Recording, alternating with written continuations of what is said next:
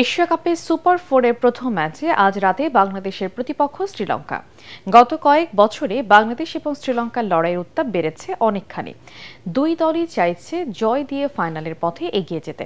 উত্তেজনার বারুদে ঠাসা এই ম্যাচটি দুবাই আন্তর্জাতিক ক্রিকেট স্টেডিয়ামে শুরু হবে বাংলাদেশ সময় রাত 8:30টায়। পরাগ আরমানের রিপোর্ট।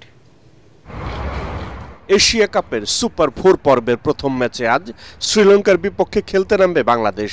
এই পর্বে ওঠার জন্য গ্রুপের শেষ ম্যাচে আফগানিস্তানের বিপক্ষে লঙ্কানদের জয়ের দিকেই তাকিয়ে থাকতে হয়েছিল টাইগারদের। এবার তারাই প্রতিপক্ষ।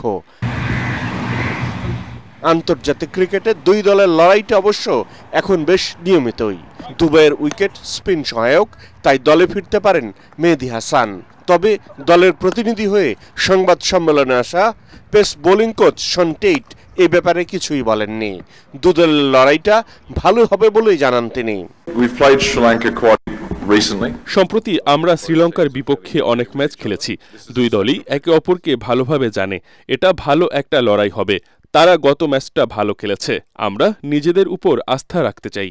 এদিকে বাংলাদেশকে হারিয়ে ফাইনালে খেলার পথে এক পা বাড়িয়ে রাখতে চায় শ্রীলঙ্কা। তাদের ব্যাটিং কোচ থিলান কান্দাম্বিও তেমনটাই আশা করছেন। গত ৩-৪ মাসে আমরা ৫-৬ বার একে অন্যের মুখোমুখি হয়েছি।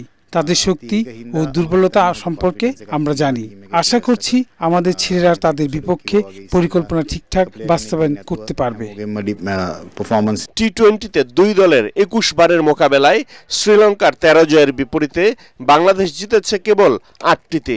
তবে শেষ ৫ ম্যাচের ৩টিতেই জয় পাওয়ায় আত্মবিশ্বাসী লিটন দাসের দল। পরাগ আরমান, এটিএন বাংলা।